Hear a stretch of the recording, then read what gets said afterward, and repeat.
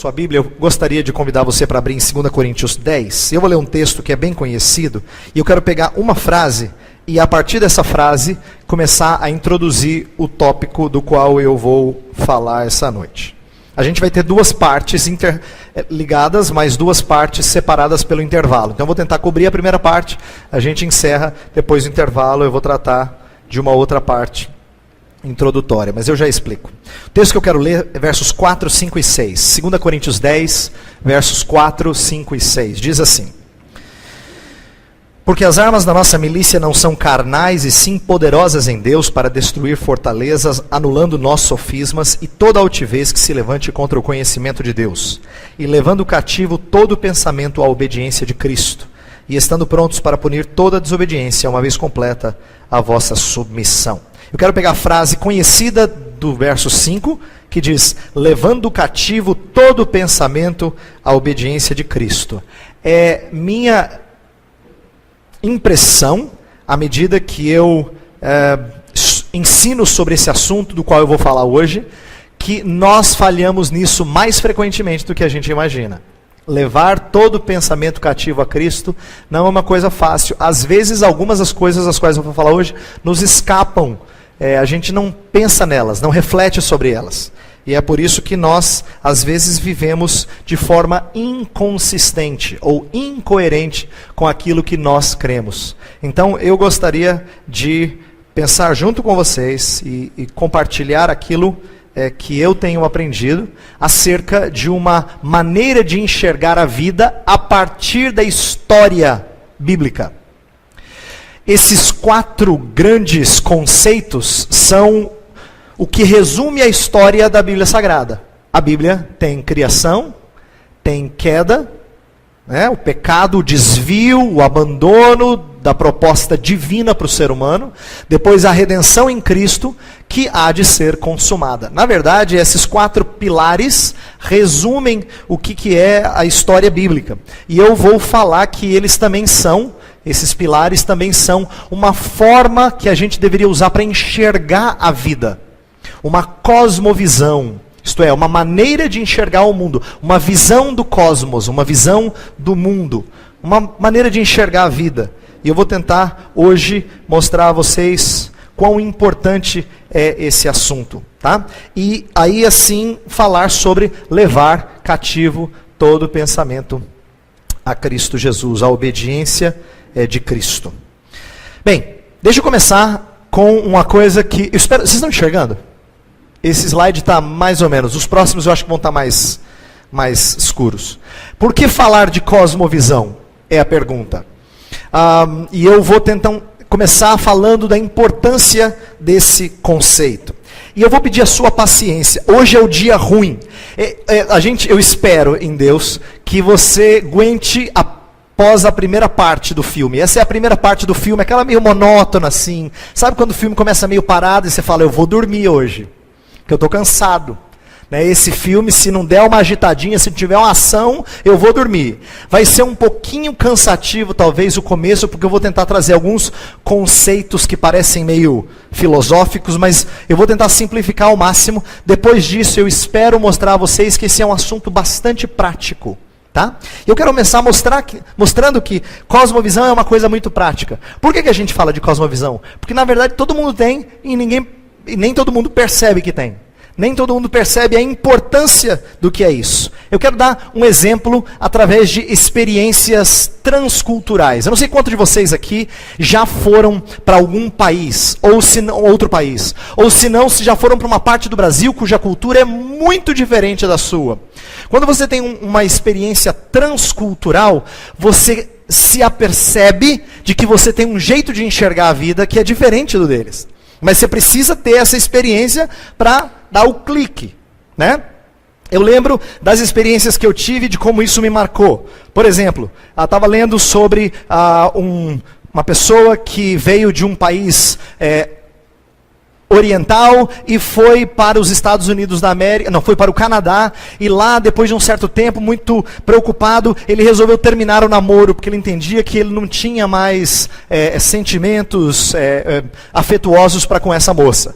E, embora o pessoal no Canadá achou que isso era um sinônimo de transparência, puxa, como ele foi coerente, ele entendeu que ele não tinha mais carinho por essa moça, não tinha mais afeto por ela, ele resolveu terminar e não continuar. A família do seu país de origem achou que era um desaforo, um absurdo. Como é que você faz uma coisa dessa com a moça? Quer dizer, o mesmo ato interpretado de duas formas diferentes. Um outro exemplo disso que eu percebi. Quando eu tive a oportunidade de estudar fora do Brasil, eu tive contato com alunos da Coreia do Sul, e eu descobri uma coisa curiosa da cultura, não só da Coreia do Sul, mas da cultura asiática como um todo. Eles têm o costume de ficar muito calado em sala de aula, que nem vocês estão agora. Poucas vezes, quase que ai daquele que levanta a mão e fala assim, eu gostaria de fazer uma pergunta, professor, será que não poderia ser diferente? Por quê? Porque na cultura deles, ficar calado é sinônimo de respeito para com quem conhece mais que eles. Só que para o americano, isso era um sinônimo de falta de participação, desinteresse. Esses alunos não sabem engajar com a aula. Olha só, o mesmo ato, ficar calado em sala de aula, para os coreanos era sinônimo de respeito ao professor. Para os norte-americanos era falta de interesse, falta de participação. O mesmo ato. Outra coisa curiosa também, eu morei numa região muito fria, perto do Canadá, nos Estados Unidos da América, perto do Canadá. E lá eu estranhei muito a primeira vez que eu vi gente indo de chinelo para a igreja. Principalmente indo de chinelo estilo Havaianas. Por quê? Eu sou do tempo em que Havaianas não era chique. Hoje em dia ainda, você até dá de presente, é mais bonitinho. Eu sou do tempo em que chinelo de dedo era uma coisa que você usava quando você não tinha outro calçado para usar. E alguns de vocês sabem do que eu estou falando. Então essa ideia de ir para a igreja, a gente estima ir para a igreja com uma roupa bonita e com um calçado bonito. Eu fui criado assim, né? E eu percebi que lá não tem nada a ver. Ir de chinelo era sinônimo de que o clima estava bom, dava para usar chinelo. Porque era tão frio, neve o tempo todo, que na época do verão, eles queriam ir de forma mais livre, mais à vontade. Quer dizer, uma coisa simples como ir de chinelo para a igreja, podia ser interpretado de duas formas diferentes. O que eu estou querendo mostrar com isso? Que quando a gente está numa outra cultura, a gente percebe que os mesmos atos são interpretados de maneira distinta. Por quê? Porque culturas têm maneiras de enxergar a vida. E essas maneiras podem ser até mais sérias. Eu falei de coisas simples, mas podem ser mais sérias. Por exemplo, às vezes a gente interpreta certos atos de pessoas como sendo falta de educação. A gente fala, nossa, mas que sem educação. Mas na verdade, talvez na família dele, ele foi educado a entender que isso era bom, né? Às vezes a gente faz isso em relação a pecado. Você já viu assim, uma pessoa que quer economizar demais e aí ela resolve não participar do retiro da igreja porque ela tá, Aí o outro fala assim, fulano é pão duro.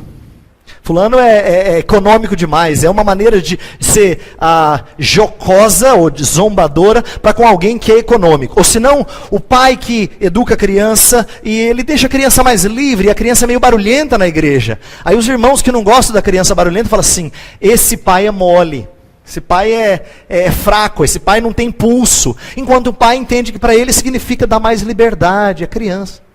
Olha só, e as coisas podem ir ficando cada vez mais sérias. Nós temos perspectivas diferentes quando a gente enxerga alguma coisa. Todos nós somos diferentes. Tanto de uma cultura para outra, como de uma pessoa para outra. Poderemos ter muitas semelhanças, mas certamente nós temos choques culturais que ilustram esse tipo de cosmovisão, de enxergar o mundo.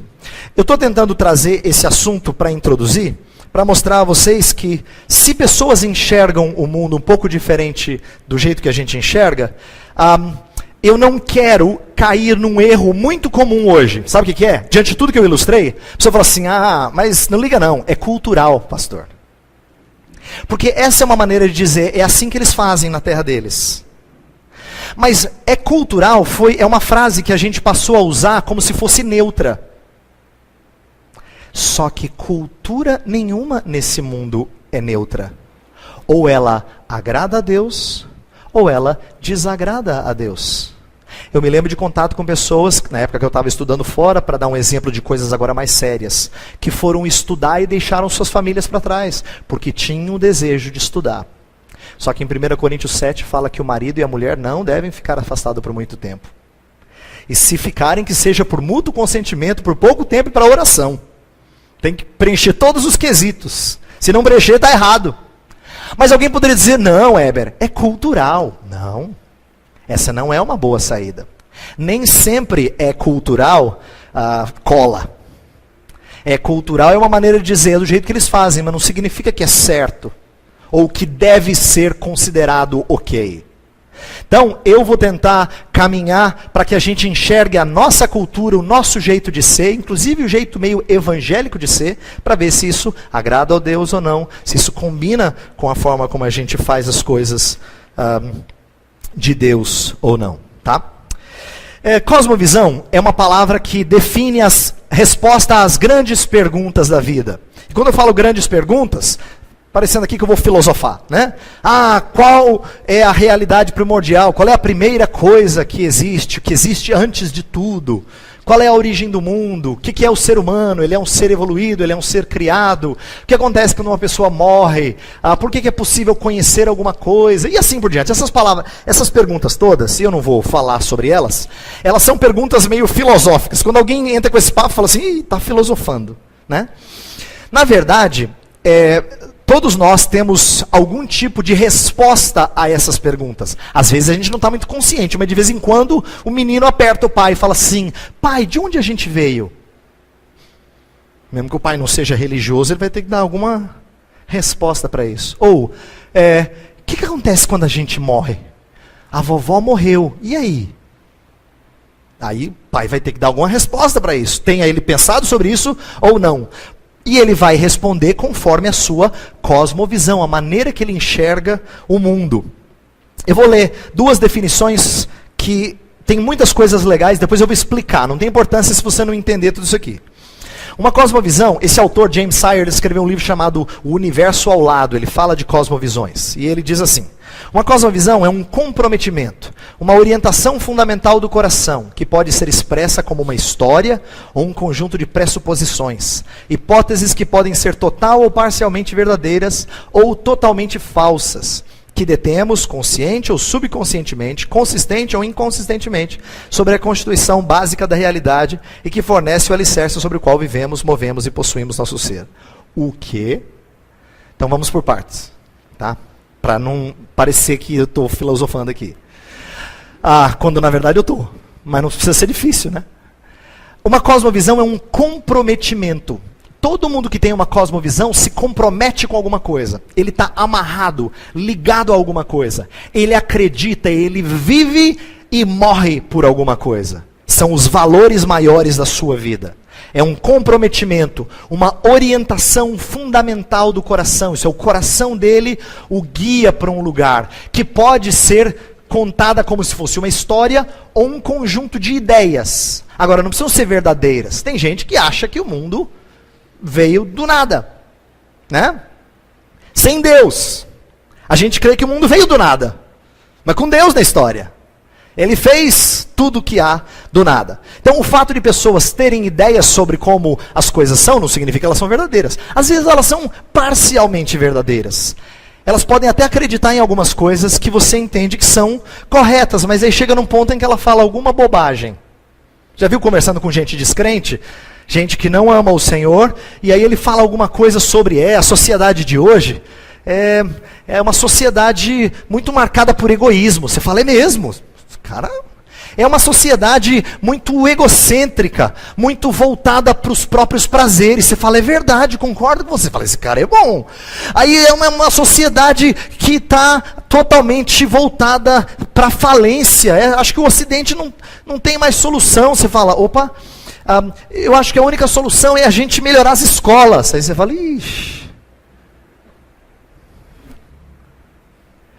Às vezes a gente conversa com gente assim, que tem noções que podem ser parcialmente verdadeiras, maneira de enxergar os problemas no mundo, mas que não tem total consciência de como a Bíblia trata dessas coisas. E essa definição fala disso. Uma outra um pouco mais simples. Uma cosmovisão contém as respostas de uma dada pessoa às questões principais da vida, quase todas com significante conteúdo filosófico. É a infraestrutura conceitual, padrões ou arranjos das crenças dessa pessoa. Uma cosmovisão é, portanto, um esquema conceitual que contém nossas crenças fundamentais, sendo o meio pelo qual nós interpretamos e julgamos a realidade. Antes do que explicar essa definição aqui, eu quero fazer o seguinte.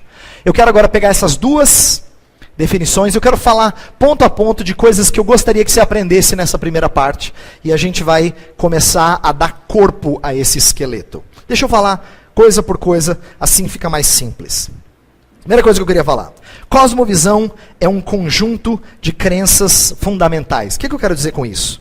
Significa pressuposições. Todo mundo acredita em certas coisas. Quer ver um exemplo? Você conversa com alguém e esse é, principalmente hoje em dia, em que muita gente defende o tal do relativo, né? Aí ele fala, mas isso aí que você está falando é relativo, isso é relativo. Aí você rouba o relógio dele e fala assim, então eu vou roubar porque esse é meu meio de ganhar a vida. Fala, não, isso é injusto. Não, é relativo. É claro que ele não acha que é relativo. Quando ele vai para o doutor e ele pede um remédio, o remédio que o doutor prescreve, ele não fala assim, eu posso tanto tomar o remédio como posso tomar um veneno de rato, é relativo. Claro que ele não acredita nisso. Ele acredita em certas coisas muito concretas, muito verdadeiras. Ele parte do pressuposto que o que o médico falou é bom. Todo mundo vive assim. Se não vivesse assim, você ficava doido. Ninguém hoje, eu imagino, a não ser que seja um pouquinho doidinho, ou preocupado, ou desconfiado, ninguém hoje chegou e antes de sentar no banco, deu uma olhada na estrutura para ver se ele segurava você. Ninguém hoje entrou e olhou para o teto para ver se ele não ia cair. Você não vive assim o tempo todo. Teve gente que olhou para o teto agora para ver se vai cair. Né? Por quê? Porque certas coisas você assume na vida. Você faz sem pensar. Né? Todo mundo tem esse conjunto de pressuposições. Quando você chega e enxerga alguém e diz, oi fulano, você não pensa assim, será que é um holograma? Ou será que eu estou conversando com a pessoa de verdade? Ninguém pergunta assim. Você parte do pressuposto que é o fulano que você conhece. Por que isso é importante? A gente vai ver daqui a pouco. Porque nem sempre a gente é consciente dessas pressuposições. E às vezes a gente precisa ser questionado para ver se essas pressuposições são corretas ou não. Às vezes, quando pessoas estão em pecado, por exemplo, às vezes elas estão tão cauterizadas no seu pecado que elas não percebem mais que isso é pecaminoso. Ela parte do pressuposto que todo mundo faz. E ela precisa ser questionada nas suas pressuposições. Mas todo mundo tem um conjunto de crenças fundamentais. Isto é, ele acredita em certas coisas, ele vive baseado nessas coisas. Isso é a maneira dele entender o mundo. Pois bem, tem mais. Agora, isso é consciente ou não? Todos têm uma cosmovisão. Aí que vai aquilo que eu estava falando antes. Tem gente que não percebe. Tem gente que nunca teve aula de cosmovisão. Até que o pastor Heber falou lá em Fortaleza. Uma palavra lá que eu nunca tinha ouvido falar, uma tal de cosmovisão. Mas, na verdade, do que eu estou falando aqui é só um nome chique para uma coisa que todo mundo tem. Você e eu somos formados de um jeito de enxergar o mundo e de fazer as coisas baseado naquilo que você enxerga. Baseado naquilo que você entende ser correto ou não, por exemplo, né? Então isso ajuda a gente a entender que esse é um aspecto importante, essa ideia de ser, esteja você consciente ou não, você tem. Então, o que eu gostaria de fazer nessa semana? Torná-la um pouquinho mais consciente. Por quê? Quanto mais conscientes da nossa cosmovisão, melhor vai ser a nossa coerência. A gente sabe, quem é cristão há algum tempo, sabe que nem sempre você age de acordo com aquilo que você fala. Por exemplo, você fala assim, Deus é todo poderoso. Vocês acreditam nisso? Que Deus é todo poderoso? Mas por que você tem medo? Porque nem sempre você anda baseado naquilo que você fala. Jesus falou, não andeis ansiosos por coisa alguma. Você sabe que Deus cuida de cada coisa. Mas nem sempre você anda baseado nisso. Às vezes, as coisas não desceram até o mais interior, né? E é por isso que a gente precisa se tornar mais consciente do que realmente tem regido as nossas ações. Será que o que está no meu coração é o que a Bíblia Sagrada coloca? Ou será que eu estou sendo direcionado por princípios que não são bíblicos? A gente precisa olhar, investigar, levar cativo todo pensamento. Levar todo pensamento cativo à obediência de Cristo. Outro ponto. É o instrumento interpretativo da realidade. Aqui é interessante. Há pessoas que dizem que cosmovisão são como óculos, com os quais você enxerga a realidade. E quando diz óculos, imagine óculos que tenha cor, só para ilustrar, tá? Tem gente que enxerga o mundo meio verde, tem gente que enxerga meio azul, tem gente que enxerga meio vermelho. É por isso que as opiniões às vezes divergem sobre um mesmo fato. Pega o que aconteceu na boate, lá no Rio Grande do Sul. Tragédia, né? Outro fala, mas as autoridades também não fazem nada. Outro diz, mas eu acho que o problema são as famílias. Cada um falou uma coisa. Mesmo evento. Por quê? Nós temos óculos diferentes. Eu gosto da explicação de um outro autor que falou que, na verdade, cosmovisão não é como óculos. É melhor. Cosmovisão é como o nosso olho. Por quê? Ninguém acorda de manhã e fala assim, olha só, estou vendo. Não. Você nem percebe que você está vendo e interpretando cada coisa da vida, toda hora. Ela faz parte do seu HD de uma tal forma que você nem percebe que está rodando. Que o programinha está rodando. E você lê o mundo desse jeito. Você enxerga o mundo desse jeito. Tudo que você comenta, tudo que você faz é baseado na maneira como você lê as coisas. E às vezes a maneira como você lê as coisas pode refletir princípios bíblicos, como pode não refletir princípios bíblicos. Cosmovisão é sujeita a ter inverdades e ser incoerente. Como eu falei, às vezes a gente não é coerente. Às vezes a gente crê em coisas que não são verdadeiras. Tem pessoas que conseguem crer em coisas contraditórias. O Brasil está repleto de cristãos, entre aspas, que são espíritas. Gente que tem algum envolvimento com Jesus Cristo, mas que às vezes acredita em misticismo proibido nas Sagradas Escrituras. Eles não enxergam incoerência.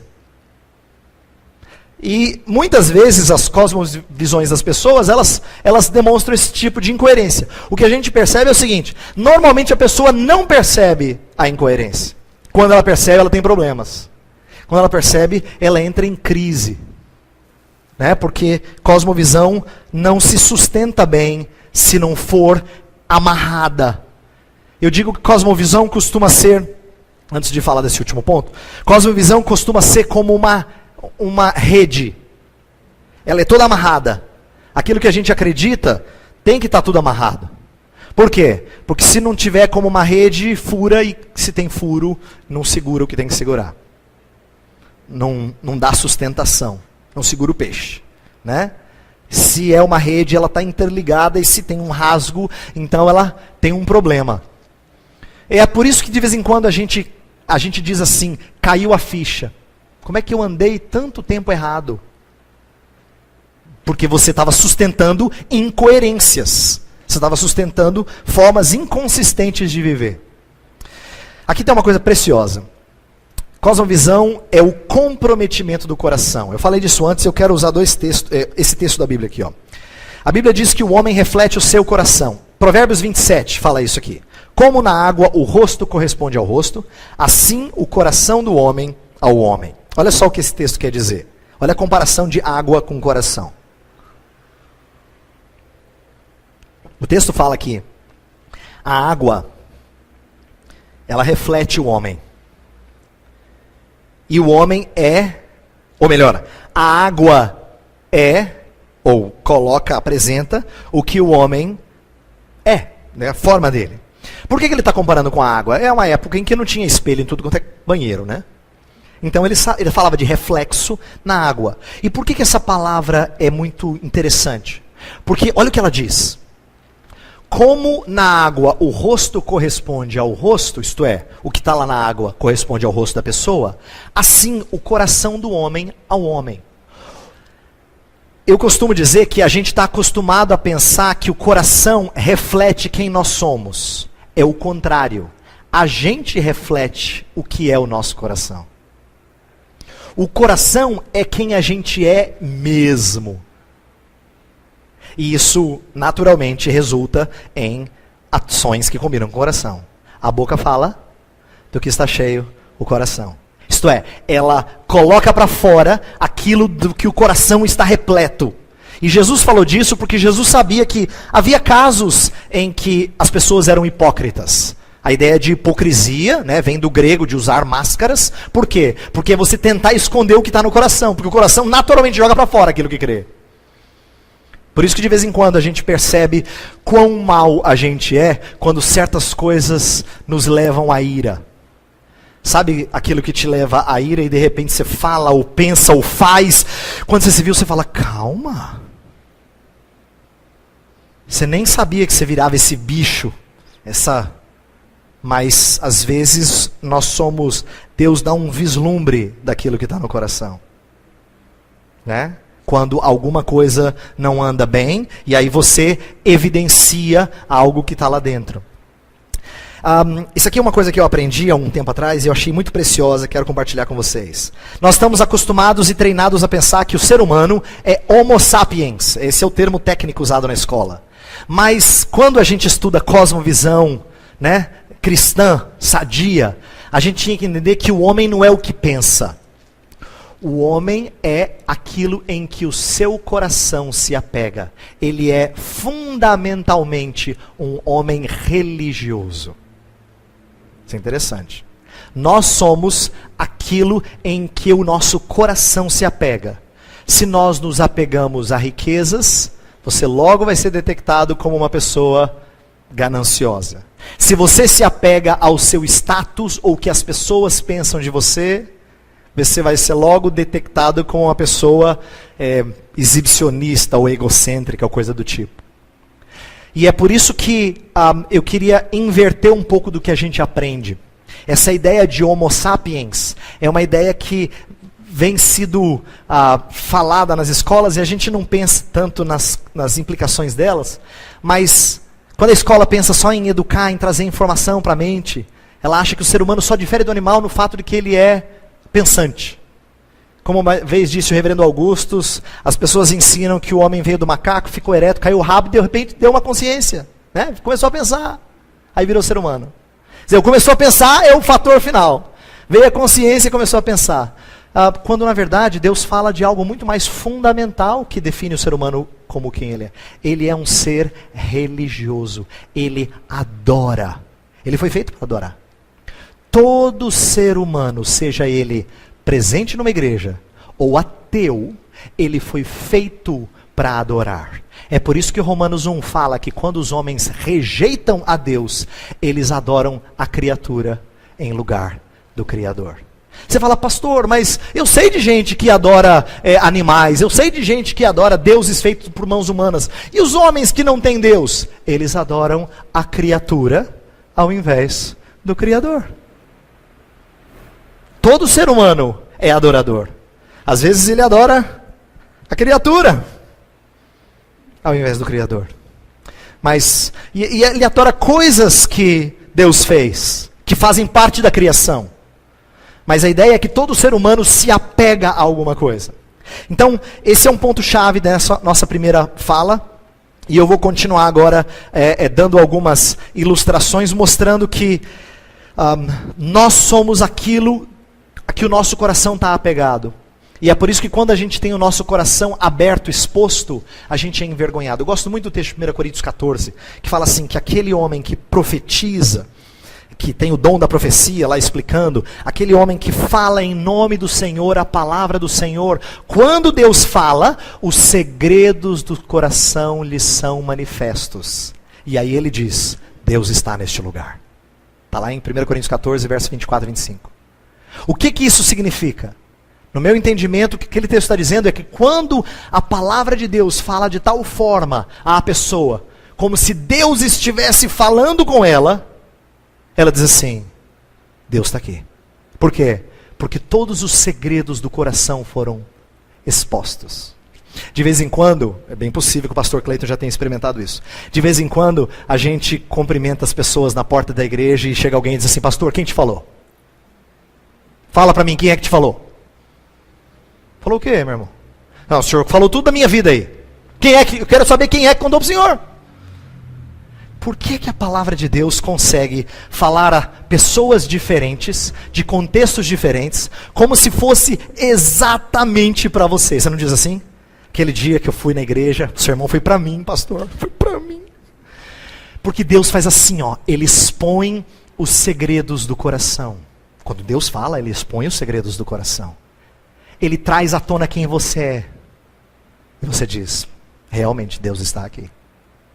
Deus está aqui. Então, a ideia de trazer à tona as coisas do coração significa mostrar quem você realmente é. Estudar cosmovisão é, em certo sentido, um tapa na cara da gente mesmo. Porque a gente começa a ver quem a gente realmente é quando a gente sonda o nosso interior. Lembra da oração de Davi? Tu me sondas e me conheces, todo mundo gosta. Sabes quando me assento e quando me levanto. De longe conheces os meus pensamentos. A palavra nem me chegou à boca, o Senhor já conhece toda. Deus sabe tudo. E eu não fujo da presença do Senhor. Subo aos céus, lá estás. Se faça a cama no mais profundo abismo, lá estás também. Tomo as asas da alvorada e vou para longe, o Senhor está lá também. O Senhor me conhece desde que eu fui entretecido, né? Eu fui tecido, eu fui costurado no ventre da minha mãe. O Senhor conhecia todos os meus dias, antes de qualquer um deles haver. Depois dessa parte do Salmo, todo mundo gosta dessa parte, é muito linda, é quase todo o Salmo. Davi fala uma coisa estranha para alguns. Ele fala dos inimigos de Deus. E ele começa a falar que os inimigos não amam a Deus. E os inimigos... E aí de repente ele solta uma assim, eu os odeio com ódio consumado. Aí você... Aí ele fala assim, Senhor, sonda o meu coração. Conhece os meus caminhos. Vê se há em mim algum caminho mau. E guia-me pelo caminho eterno. O que Davi está fazendo? Ele sabia que Deus sondava. Ele diz isso no começo do Salmo. Ele sabia que Deus perscrutava, ele sabia disso. Ele sabia que a palavra nem tinha saído da boca. Mas quando ele se apercebeu daquilo que ele falou, ele quis que não houvesse pecado naquele seu sentimento. Aí ele pede, Senhor, sonda, para ver se eu não estou falando algo que não seja mal. Essa é a ideia de estudar cosmovisão, de tentar enxergar o que está no coração. Não só o que a gente fala, porque às vezes a gente é bonitinho na hora de falar. Né? Eu tenho aprendido que adulto sabe, de acordo com a etiqueta, a gente estava falando hoje, com a educação, ele sabe falar bonito, né? Eu estava ensinando para minha filha, eu já dei essa ilustração em alguns lugares, estava ensinando para minha filha quando era mais nova, sobre agradecer as pessoas quando recebe um presente. Criança não tem assim, né, aquela coisa de etiqueta. Se ela gosta, ela faz festa, se ela não gosta... Eu estava tentando ensinar ela. Por quê? Porque não é comum para ela dizer assim, ai, obrigado, que lindo. E depois você fala, não sei onde eu vou colocar isso aqui. A gente é capaz de fazer isso. Mas criança é mais franca, né? O ponto é, quando os segredos do coração são manifestos, quando a cosmovisão ela é mais evidente para a gente começa a enxergar quem de fato nós somos. E é importante a gente enxergar para que não haja incoerência. Eu quero dar 3 ilustrações e eu provavelmente vou terminar essa primeira parte antes de entrar na próxima, antes da gente fazer o nosso intervalo. Eu coloquei aqui 3 figuras que ilustram cosmovisão. Quero primeiro falar da figura das lentes sobrepostas, depois do fundamento de uma casa, depois a figura de um iceberg. Só para ilustrar, essas não são ideias minhas, eu tirei de colegas que também ensinam esse assunto, mas eu quero aqui compartilhar com vocês. Uma cosmovisão é formada por camadas de pressuposições que se sobrepõem, como lentes, formando a matriz geral por meio da qual conhecemos o mundo e agimos nele. Estes pressupostos se apresentam na forma de motivações, crenças básicas, certezas básicas, compromissos de fé, valores. Então deixa eu dar uma ilustração com um gráfico. Como você enxerga o mundo amplo, ou um casebre, né? desde o macro até o micro, vai depender das coisas que você tem no seu interior, da sua cosmovisão. Então, as ideias que você tem do mundo falam alguma coisa a seu respeito. Tem gente que pensa que o mundo é um lugar a ser explorado, tem gente que não quer sair do cantinho onde está. As suas certezas, tem gente que diz, não, esse mundo é mau. E aí o outro fala assim, não, eu acho que Jesus ensinou a gente a estudar o mundo. Estão falando da mesma coisa? Mas usam a mesma palavra, né? As certezas podem ser diferentes para as pessoas. As motivações. Alguém pode dizer assim, não, eu acho que eu sou motivado a desbravar e conhecer tudo isso. O outro fala, não, eu acho que eu tenho que cuidar do meu cantinho. A gente enxerga com as crenças, com os valores, enxerga de forma diferente. A ideia é mostrar que cada lente sendo colocada sobre a outra, muda a cor com a qual você enxerga alguma coisa. Essa é a ideia, tá? Então, nós todos somos pessoas com várias lentes sobrepostas, que interpretamos o mundo de um jeito diferente. Então, você e eu temos cores diferentes. Pode ser que a gente tenha um amarelo igual, mas o azul é um pouco diferente, o seu do meu. Então é por isso que a gente lê certas situações, né? A gente consegue fazer isso até com pecados, o que é triste, mas é verdade, né? Alguém chega para você e fala assim, você viu o que o pastor Clayton fez? Absurdo, né? Aí você, né, esse meu irmão aqui fala assim, não, ó, eu não queria que a gente conversasse sobre isso porque acho que isso aí seria fofoca, seria maledicência. Não, por favor. Longe de mim. Eu estou compartilhando porque eu tenho liberdade contigo. Se você é um cristão maduro, eu queria que a gente orasse pelo pastor Clayton. Eu não faço isso com todo mundo. A gente pode mascarar a mesma coisa, que para ele foi maledicência, difamação, mas eu não. Eu entendi como uma oportunidade, entre aspas, de orar pelo pastor Clayton. De interceder por ele. Nós podemos enxergar as coisas de maneira diferente. Por isso que eu falei, forma uma visão diferente do mundo. Eu dou uma ilustração que eu lembro de um missionário, me marcou isso.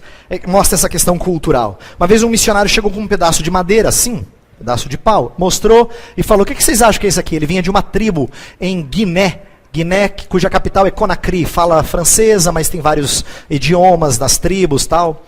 E aí ele trabalhava lá numa determinada tribo e ele falou, o que vocês acham que é isso aqui? Aí todo mundo chutou um monte de coisa, ele falou, vocês acertarem eu vou dar um prêmio, né? E todo mundo tentou, ninguém acertou. No final ele falou, isso aqui é uma escova de dente. Aí ele explicou, olha, numa cultura em que não existe pasta dental, tal, eles usam essa madeira porque ela é molinha para mascar e tirar algumas das impurezas do dente. Agora, por que aquilo me marcou? Uma pessoa daquela tribo olha para aquilo lá e fala, claro, uma escova de dente. Você olha para aquilo e fala, claro que não, é um pedaço de madeira. Talvez fosse jogar na lenha, né? Fogo assim para queimar. A mesma coisa, mas comunica ideias diferentes para as pessoas. Por quê? Porque o que é diferente não é a coisa é a mesma. O que é diferente são as lentes que a gente usa. A gente usa lentes diferentes. Então, é por isso que, às vezes, essa aqui são duas fotos que eu peguei de um amigo, em que mostra, primeiro, o foco em uma coisa. Não sei se dá para perceber. Olha só, às vezes você vê isso em televisão. Presta atenção, ó. Focado lá atrás, nas casas, depois fica embaçado lá, e foca aqui na frente, nas flores. Às vezes a televisão faz isso, né? Às vezes tem nossos olhos focados em coisas diferentes. Uma outra ilustração. Cosmovisão como os fundamentos de uma casa. Uma cosmovisão funciona como o nosso fundamento que sustenta todo o nosso edifício de conhecimentos e experiências, fornecendo a base para o nosso agir. Assim como as fundações de uma casa ficam ocultas a maior parte do tempo dos olhos das pessoas, assim também são os pressupostos tácitos que formam a nossa cosmovisão. Quando a gente olha para uma casa, é isso que a gente vê. Quem mexe com construção sabe que quando a gente olha para uma casa e vê ela pronta, fala, ó, custou bastante dinheiro. Mas quanto custa esses tijolos e essa tinta e essa massa corrida e isso e aquilo? Não, você não entendeu. Custa muito dinheiro porque tem uma outra casa embaixo. Não é? Você já viu construção? Quem não entende de construção é assim. Quem já viu, não entende de construção, mas já viu construção, às vezes fica desanimado quando não vê parede. A gente se empolga quando sobe parede. Já percebeu? Se você não entende de construção civil, chega no lugar e fala, o que vocês fizeram? Não fizeram nada. Rapaz, nós fizemos muito, gastamos já não sei quantos R$1.000. Porque trabalhou na fundação. Por que essa ilustração é interessante? Porque nós somos parecidos com essa casa, e cosmovisão é aquilo que está no fundamento da casa. Agora deixa eu dar uma outra ilustração que não está aqui, para você entender o que eu quero dizer. As pessoas acham que religião é uma coisa muito importante na vida delas, mas elas não entendem o que elas estão falando. Você vai evangelizar alguém, você chega e diz para as pessoas assim, olha, você conhece Jesus Cristo? Ah, conheço. O que é Jesus para você? Aí fala, Jesus é tudo. Normalmente é essa, né? Não sabe dizer o que é tudo, mas essa sai facinho. Ah, Jesus é tudo.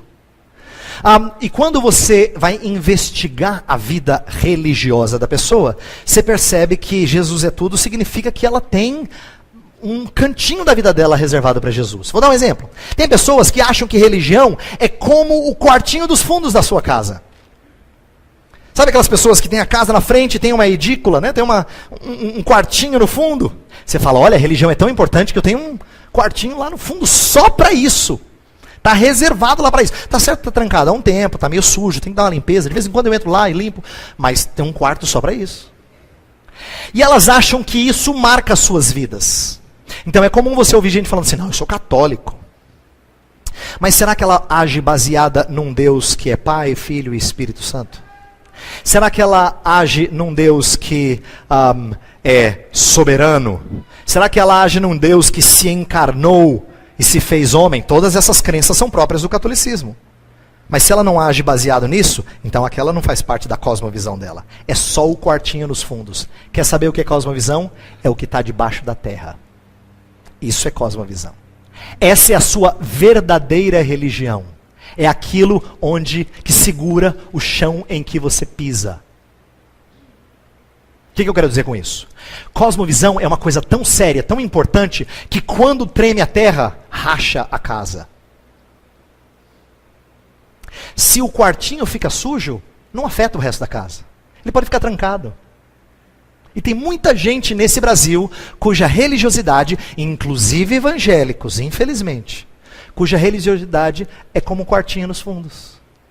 Não afeta o resto da casa. Parece importante, porque você deu um quartinho inteiro para isso. Mas você pode deixar trancado e não interfere no dia a dia da casa. Isso não é a sua verdadeira religião, ou aquilo em que você se apega. O que você se apega está aqui embaixo, ó. Está aqui embaixo. Isso sim. E é descobrir o que está lá embaixo que é importante para a gente. Quais são as nossas crenças, nossos valores, nossos compromissos de fé? Aquilo onde eu piso. O que me dá sustentação. Aquilo que quando balança, eu chacoalho. Por que Abacuque, no final do livro dele, né, pastor Clayton falou do livro que eu escrevi sobre Abacuque. No final do livro dele fala assim, ainda que a figueira não floresça, ainda que a vide não dê o seu fruto, ainda que o fruto da oliveira minta, ainda que não haja gado nos campos, todavia eu me alegro no Senhor. E ele pede ao Senhor que seja como a corça que corre para as montanhas. O que ele está querendo dizer? Ele diz assim, finalmente eu tenho chão seguro. Isto é, não me afeta mais, porque o meu fundamento é bom. Às vezes na vida cristã, a gente está sob chão que não é tão seguro. Por isso que Jesus falou de construir a casa sobre a rocha.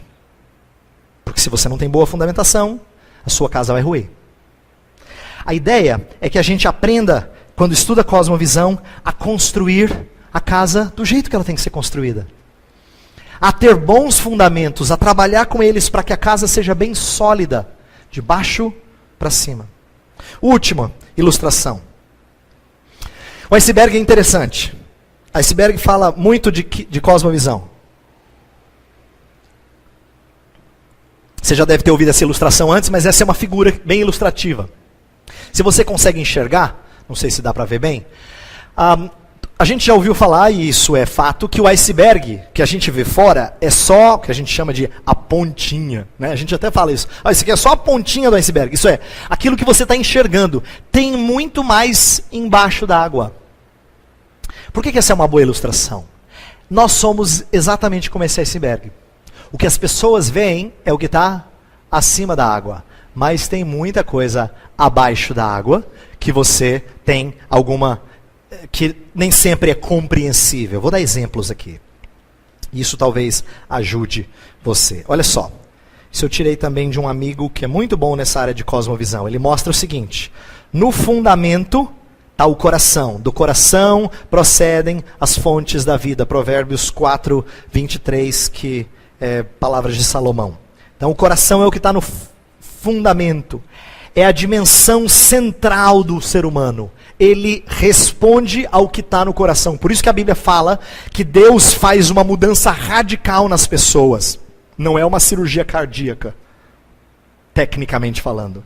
Mas ele fala de tirar o coração de pedra e colocar um coração de carne. O que ele está querendo dizer? Eu vou mudar o seu centro, o mais interior. Inclusive, isso é uma coisa muito preciosa acerca de entender cosmovisão. O que acontece na vida de uma pessoa que antes era inimiga de Jesus Cristo e de repente se torna um discípulo de Cristo? Pega alguém como Saulo de Tarso, que odiava tanto os cristãos que acompanhava aqueles que os matavam. Mas de repente, Jesus Cristo chama ele na estrada de Damasco, o confronta e o transforma. E aí que vem uma coisa interessante. Paulo traz um relato muito rápido, um raio-x espiritual do que aconteceu na vida dele lá em Filipenses 3. Ele fala, olha, se tem alguém que podia confiar na carne, eu, mais do que vocês. Vamos fazer um teste? Ele fala assim, eu sou um hebreu dos hebreus. Você é hebreu? Não? Então, estou na frente. Ah, mas alguém pode dizer, não, mas eu sou hebreu. Ele falou, eu sou da tribo de Benjamim, isto é, eu fiquei no reino do sul, que foi mais fiel ao Senhor. Você é da tribo, de outra tribo, perdeu. Ah, não, mas eu sou da tribo de Benjamim também, mas eu sou, quanto à lei, eu sou fariseu, eu estudava mais que todo mundo.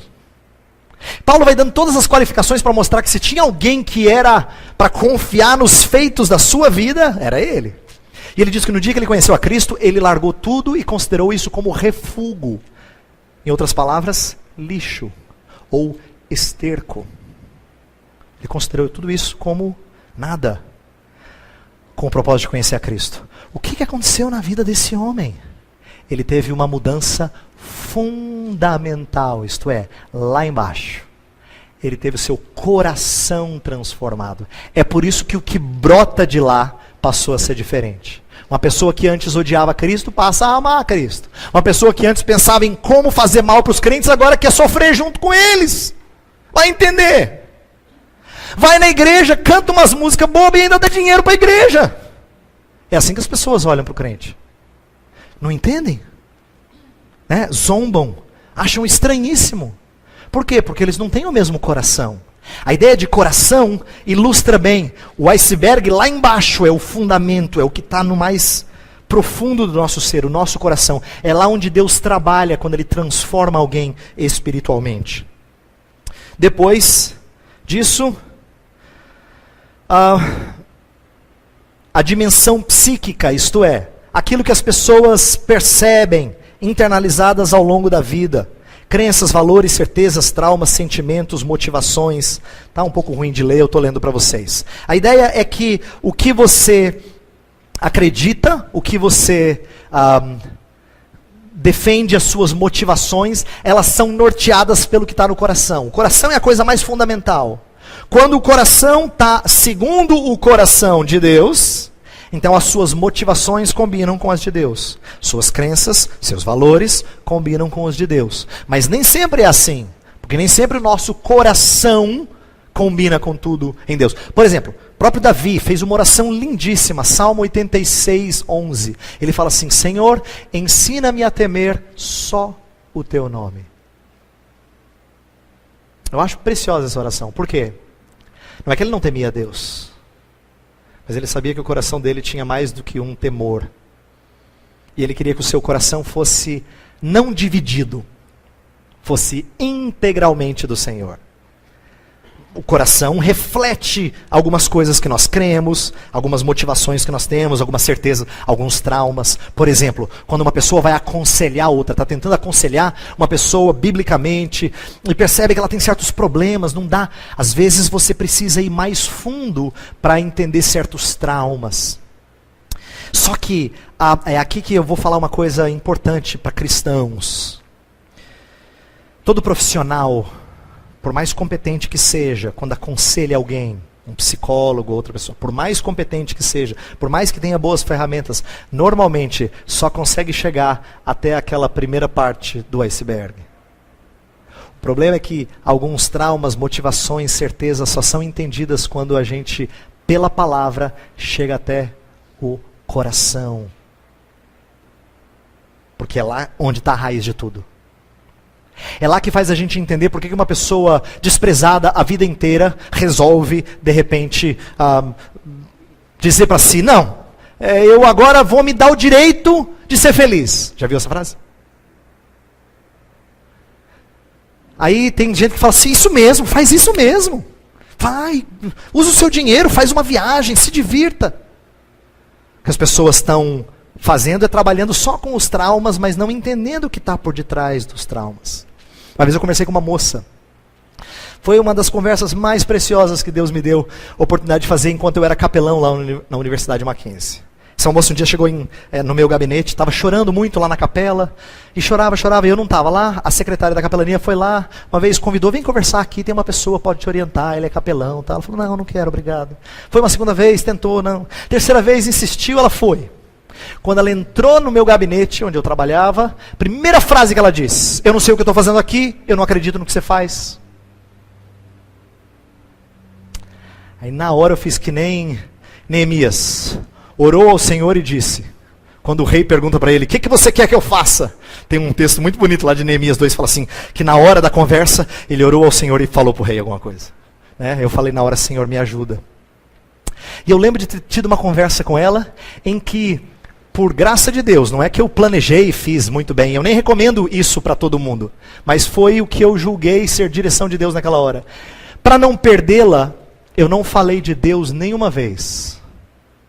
Mas eu comecei a perceber que aquela moça era uma moça que a vida inteira tinha lutado para guerrear.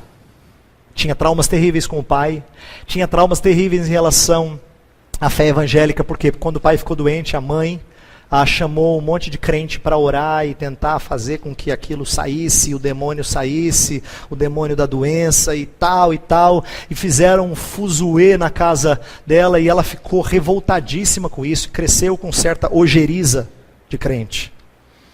Depois o tempo passou, ela se afastou da família e não se dá bem com a mãe, e casou-se, teve uma filha e logo se separou. A única coisa que restava para sua alegria era sua filha. Trabalhava lá no Mackenzie, era funcionária lá, e aí, pouco tempo antes de conversar comigo, a filha disse, não quero mais morar contigo, mãe, quero falar com meu pai, quero morar com meu pai. Perdeu a filha, ficou sozinha, trabalhando e na expectativa da filha voltar para casa.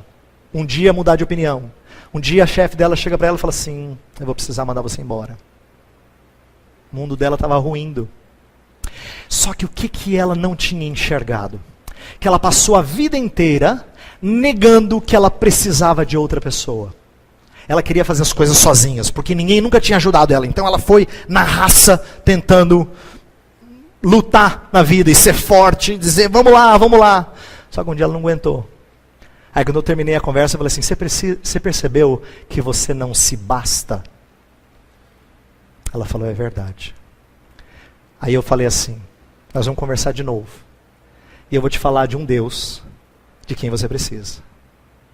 E você fique certa que da próxima vez a gente vai ler bastante essa Bíblia aqui. E vamos orar. Você vai sair daqui, eu vou ajoelhar e vou orar por você. Nós conversamos umas 8 ou 10 vezes aquele ano. Aí eu achei tão curioso que à medida que eu falava de Cristo para ela, eu não sei quanto ela conseguiu entender ao final. Depois ela acabou tendo que sair do Mackenzie e eu perdi o contato com ela. Mas ela já se julgava crente. Então ela falava assim, Heber, aqueles católicos lá, eles não são como a gente. Essa é a moça que entrou no meu gabinete poucos dias antes, falava assim, eu não acredito no que você faz. E agora ela já se dizia, a gente pensa diferente, né, Eva? O que acontecia na vida dela? Tinha coisas lá embaixo, lá no coração, que precisavam ser investigadas. E é lá que Deus trabalha, porque Ele sabe que se não chegar no coração, não adianta.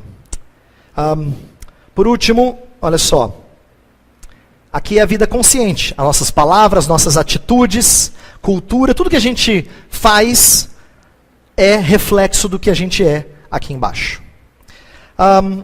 Essa é a segunda parte. Eu não vou entrar na segunda parte. Eu vou terminar agora, acho que é uma boa. Deixa eu fechar dizendo por que eu disse o que eu disse. E a gente vai fechar para o nosso intervalo. Por que eu quis apresentar esse assunto aqui? Porque eu preciso primeiro tornar você consciente de que ele existe.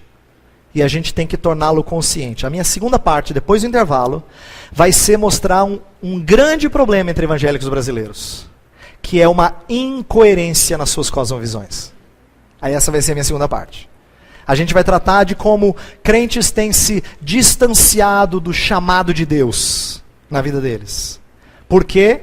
Porque não articularam bem suas cosmovisões de acordo com o chamado de Deus. Então, eu primeiro precisava dizer o que era cosmovisão antes de falar do problema. Eu passei essa primeira parte inteira só ilustrando a importância da gente estudar cosmovisão. Depois a gente vai falar, então, o que tem acontecido com os evangélicos em geral, para que eles não sejam tão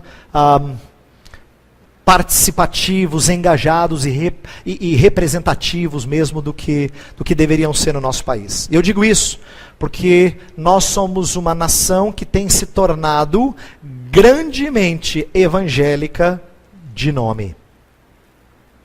Mas se isso não tem surtido efeitos significativos na nossa sociedade, o que está acontecendo? É disso que eu quero falar depois do intervalo, tá bem?